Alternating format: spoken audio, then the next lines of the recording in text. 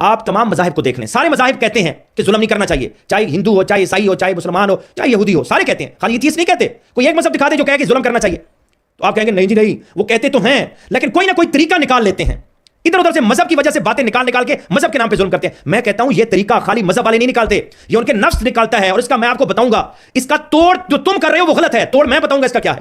آپ نے اکثر مثال وہ سنی ہوگی، ایک بھیڑیا تھا، بھیڑیا پانی پی رہا تھا، اس کو بھوک سخت لگی ہوئی تھی، یہ جس نہر سے میں پانی پی رہا ہوں اس میں بکری کا بچہ پانی پی رہا ہے، آپ اس کی موریلٹی دیکھیے گا، اپنے فائدے کے لیے موریلٹی کیسے استعمال کی جاتی ہے۔ بھیڑیا نے کہا تو نے یہ میرا پانی گدلا کر دیا ہے، تو نے انسانیت کی خلاف ورزی کی ہے، اخلاقیات کی خلاف ورزی کی ہے، میں تمہیں اس کا سبق سکھاؤں گا، میں تمہیں کھاؤں گا۔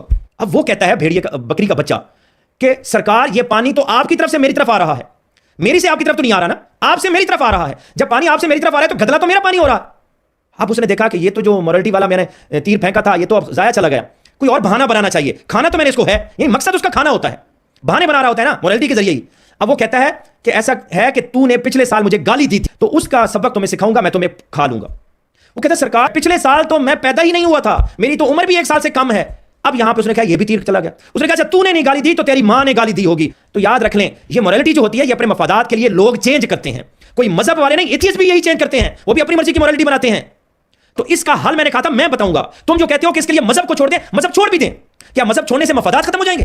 یہ موریلٹی جو چینج کی جاتی ہے بھیڑیے کی طرح، اس کے پیچھے مذہب نہیں ہے، مفادات ہیں، یہ وہ خواہشات ہیں بھیڑیے کی طرح جو ہماری موریلٹی کو اپنی مرضی سے موڑ کے، ناک ہوتی ہے نا موم کی ناک، اپنی مرضی سے چینج کروا دیتے ہیں۔ اس کا طریقہ کیا ہے؟ مذہب کو چھوڑنا نہیں، بلکہ مذہب کو اختیار کرنا اور صحیح معنی میں اختیار کرنا۔ وہ کیوں؟ وہ اس لیے کہ ان کی جو موریلٹی ہے ہمیں وہ موریلٹی چاہیے جس کے اوپر سزا جزا کا ڈر ہو۔ جس موریلٹی کے اوپر سزا جزا کا ڈر نہ ہو وہ موریلٹی کے اوپر کوئی بھی عمل نہیں کرتا۔ آپ دیکھ لیں پاکستان میں پہلے چلان نہیں ہوتے تھے، ای چلان نہیں ہوتا تھا، سختی نہیں تھی تو لوگ اشارے توڑتے تھے، اب بڑے بڑے لوگ جا کے اشارے پہ کھڑے ہو جاتے ہیں، چینج کر دیا نا۔